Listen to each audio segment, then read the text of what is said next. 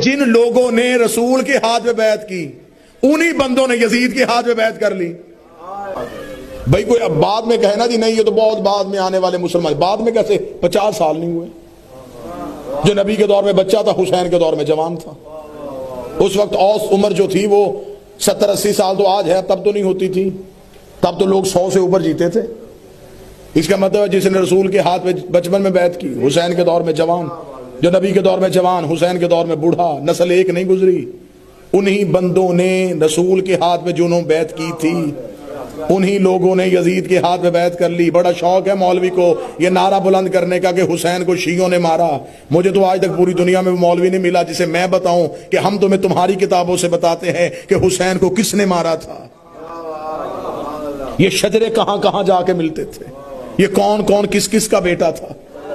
ہم بتائیں کہ عمر ابن سعد کس کا بیٹا تھا، ہم بتائیں حسین ابن نمیر کس کا بیٹا تھا، ہم تمہیں بتائیں کہ یہ جتنے شجرے تھے یہ کہاں کہاں جا کے ملتے۔ ان لوگوں جن لاکھوں نے بیعت کی آخر وہ کون تھے؟ اب بات بڑے معیار پہ جا رہی اور تقریباً سارا ہی مجمع اس گفتگو میں ساتھ شامل ہو گیا۔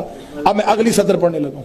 آئیے قرآن سے پوچھتے ہیں کہ اس دور کے جن لوگوں نے یزید کے ہاتھ پہ بیعت کی ان کا انجام قرآن کیا بتاتا ہے؟ قرآن کہتا ہے کہ اگر کوئی مسلمان، سورہ مومنون میں، اگر کوئی مسلمان